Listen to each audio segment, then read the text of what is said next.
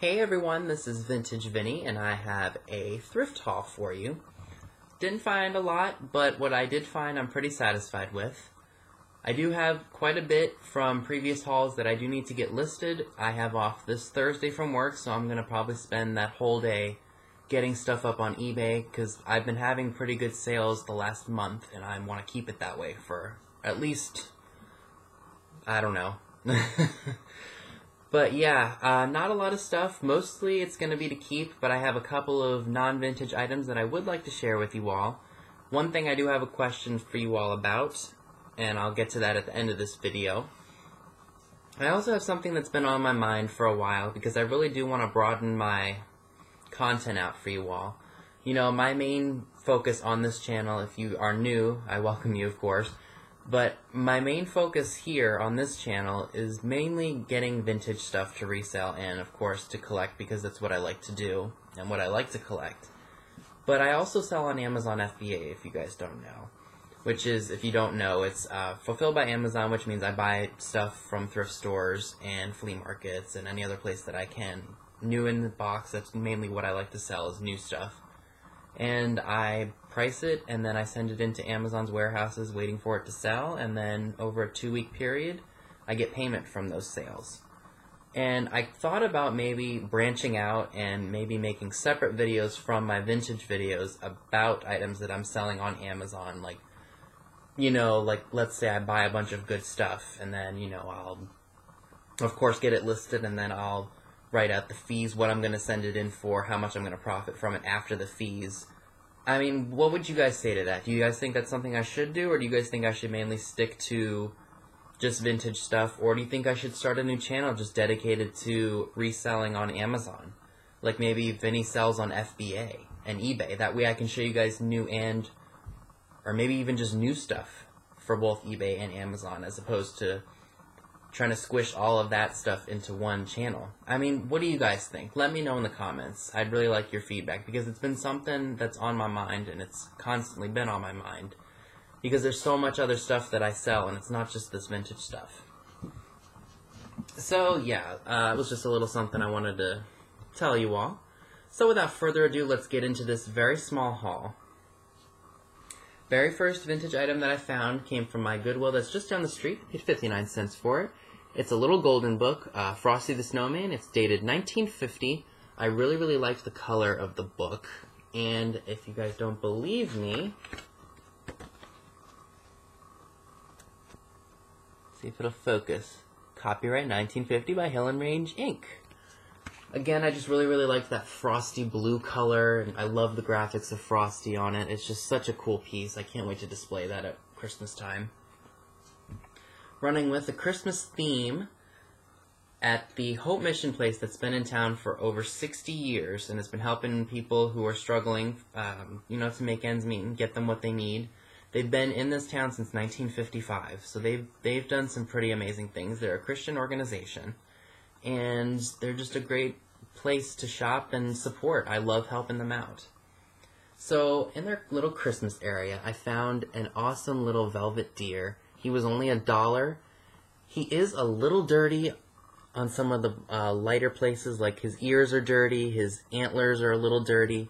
What I think I'm going to do is I'm going to take a Clorox bleach pen. Now, don't freak out on me. I'm going to probably squirt out some of the bleach onto a cotton swab and just gently go over the antlers to get rid of the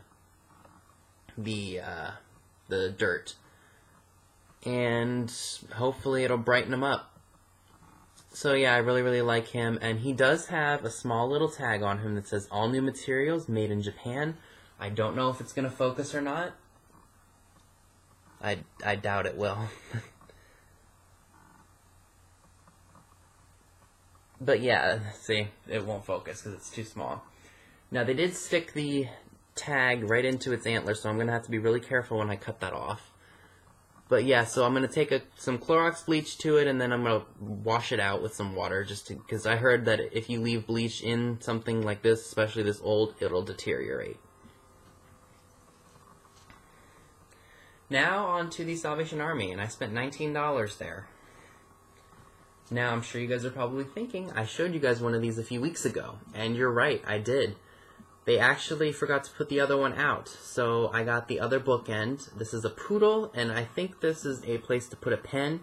It is marked Japan. I did pay half of what I paid for this one, so it came out to $2.25 for this pair, which is pretty darn good. I wasn't gonna hesitate and not pay the $1.50 for it.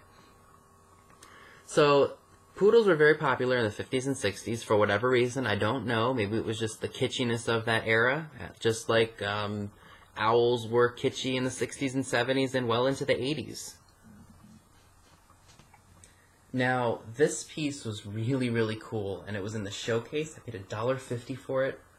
Look at how bright and colorful that is. Isn't that cool? I don't know how old it is or what year it's from, but I just love it. And at $1.50, you can't go wrong. And then it's also made in Japan. The only real issue is that some of the feathers have come off this guy here, which doesn't bother me because it kind of makes them look different. And then this may have been dropped at one point. There's a small little white spot right there. But that doesn't bother me because everything else is intact. This was in the showcase at my Salvation Army. Now, things that go in the showcase there aren't typically expensive. I think it's just stuff that they feel needs to be monitored more or is more fragile and just needs to be kept away from other people because, you know, sometimes people knock things over like I did the other day. Or yesterday when I was there. I knocked over, it was a Dollar Tree figurine and they were asking 50 cents for it, so it wasn't that big of a deal. And they were real nice about it too. It's not like I broke like a $30 piece. So yeah, I was really, really excited to get that. Maybe it's from the 50s, or even the 60s. 40s through 60s is what I'm thinking in terms of the era. And then the next piece is something that my mom actually has, just painted differently. It's a turtle, and she's got groovy colors on her, like yellow and orange, very 60s, 70s. Again, this was another piece that cost me $1.50. I love it. It's like another planter. I'm going to keep that for myself. Now, there is a dresser at the Salvation Army that holds all their craft stuff, like their yarn and all the other miscellaneous stuff that falls under the category of crafting. And usually I can score some zippers, and I'm still waiting to find a bunch more to send to Jen, the Pudgy Picker, and her sister. If you guys don't know, Kim, her sister, actually makes purses and coin purses with these zippers, and she sells them in their antique booth, which is actually a really great idea. Now, I'm not crafty by any means, so that's not something I would ever be able to do, but kudos to them, because I have some good stuff for them that I can't wait to send to them. Also in the showcase, and I probably at one point said I shouldn't have bought this, but it was too cool. It's a souvenir from Gettysburg, Pennsylvania from the 60s, and it's a zipper pull. So I guess back in the day, if you were putting on a dress and you just needed to zip it up, you can throw this right onto the zipper or have someone else do it, and then you can just pull it, and then your dress is zipped up. I just like the fact that it was in the original packaging, because that's really, really cool. Now, the last... Actually, no, sorry. Got 3 more pieces. I was looking at my tray here that I put all my stuff on.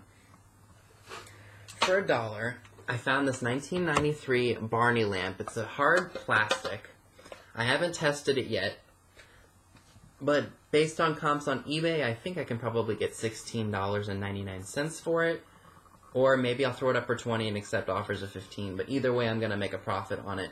I just got to find a good box to ship it, and I have to test it, of course, because I haven't tested it yet. It didn't come with the original shade. If it did, I'm sure it would probably generate more money, but it doesn't matter. I'm sure someone has the shade and they broke the lamp, so they want a replacement, so I've got it. Alright, this last item that's vintage from Salvation Army, if you ever come across it, I highly recommend you pick it up.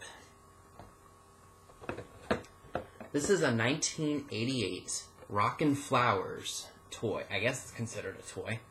So, do you guys know the dollar store sells those solar-powered figures? Like the sun hits them and then they start dancing or they start moving or whatever. This is kind of the same concept in a sense. So, what this toy is basically you put batteries in it at the bottom of the pot. 2 AA, just to let you know if you ever find it. And you play music, like whether on the radio or, you know, nowadays we use our phones to play music. So play it, and then if it works, it'll start spinning around like it's dancing to the music. Isn't that kind of cool? So I paid $2.50 for it, And I did test it. It does work. And I was really, really surprised because I was like, there's no way something like that from the 80s is worth that much. Maybe it's just because I'm thinking of the 80s in the, like, you know, the 2000s, like the early to mid 2000s where that stuff just wasn't going for much. Stuff from the 60s, 70s, and even the 50s were going for money then.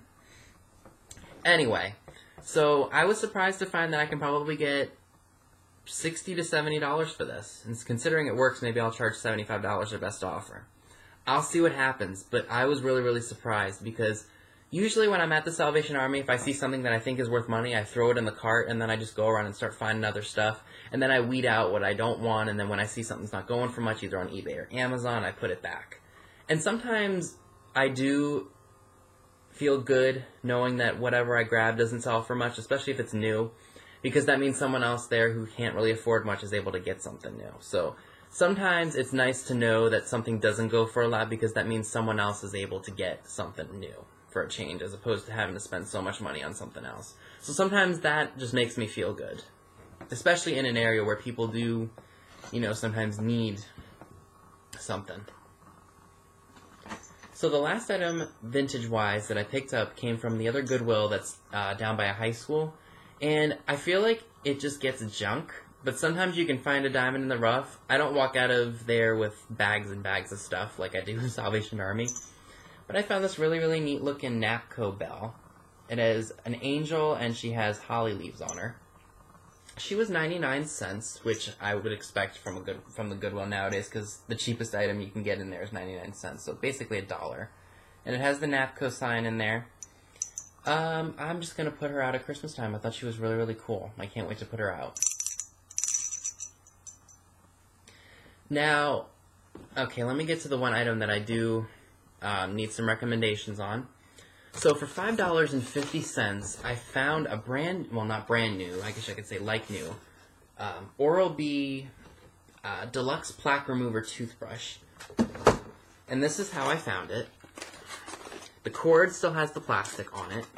It has all the instructions and manuals that you need. And there were 3 actually this one's a triple pack, that's really good. 2 triple packs, or 2 value packs, and one of them was opened. I think it was just a single pack. And I threw that one out because I just thought, okay, you know what, that's probably not the best idea to take a chance with. But the charger and everything is in here. This is what made me a little leery, was the fact that this wasn't encased in plastic, and usually stuff that's new from the manufacturer is in plastic. So what I think I'm going to do is I'm going to clean this off with some Clorox, like a Clorox wipe, and just wipe it down. I'm going to charge this and make sure that it works. And I really hope that I can get $30 for it, because that's about what they go for. So do you guys think it's still safe to list this as new, or do you think I should do like new? What do you all think? Let me know in the comments below, because I'm not exactly sure. But I thought $5.50 was a pretty good price. Now, coming from the place called Old Time Treasures in town, you know, they have a lot of people who sell vintage, and then there are people who have, like, flea marketing booths, where their stuff is either it's just junk nobody wants, or just stuff that people could use. And I came across this. This is a Ralph Lauren sunglasses case. Now, funny story with me. The past 2 summers, you all know, actually it'll be 7 summers now, 7 years and I think 8 times. I go up to the beach every year and I visit my family from my dad's side, and I had terrible luck with sunglasses, and they have sunglasses shops in town. I'm just not willing to pay their stupid prices. So this year I kind of went a little crazy. So I went to the dollar store and I bought 4 pairs that I liked there, because, you know, if I lose those or if they break, I'm only in $1, and I've already broken 1 pair. And then at Marshall's, you guys know I work there, we got in a bunch of men's sunglasses, like really nice name ones. And like I got some Guess, Tommy Hilfiger, Callaway, and Kenneth Cole. So I paid upwards from $10 to $15 a pair for those, which is really, really good, because I was just at Kohl's yesterday, and they had, I was looking at the Ray-Bans, because my uncle loves those, $130 for some sunglasses. I'm like, no. And that's how much the sunglasses shop in the little resort town are. So what I'm going to do is I'm going to bring the 3 that I got at the dollar store up there, and then I'm going to have one of my nice pairs with me, so that way if I break the dollar store pairs, and then I have my nice pair. So, and I'm there for 2 weeks. So I hope that works out. But yeah, this is a Ralph Lauren eyeglasses case. And at first I saw it and I was like, okay, this might be worth something. But unfortunately it's not. Eyeglasses cases don't really go for a lot. But I do like the fact that it's Ralph Lauren, and this was actually from the same person. I think they had 3 different spaces, one for their antique stuff, one for their like flea market usable stuff, and then I think one just for miscellaneous. So this person was running a 50% off sale on each one of their little booths. So I got this for only $2.50. I could not beat that for Ralph Lauren, because how much do you think someone paid for this brand new? You just never know, so I was really, really happy about that. So, yeah, that's my little haul for you today. I wanted to get this up sooner, but Real Nifty Vintage, Miss Stone Home, Tam's Place. Oh, sorry, what was I saying? Yeah, a bunch of people were putting out videos. And yes, I also just finished watching the Reseller 6-pack show with Dwayne, Good Used Goods, David, the Car Boot Picker, Thrifty Treasures, Garage Flips, Mothership Products, all y'all. And you guys kept distracting me, so how can I put this video out? And of course today was Sunday and I just kind of wanted to lounge around because I'm always busy throughout the week. But yeah, shame on all of you because I could have gotten this video up sooner. I'm just messing with y'all.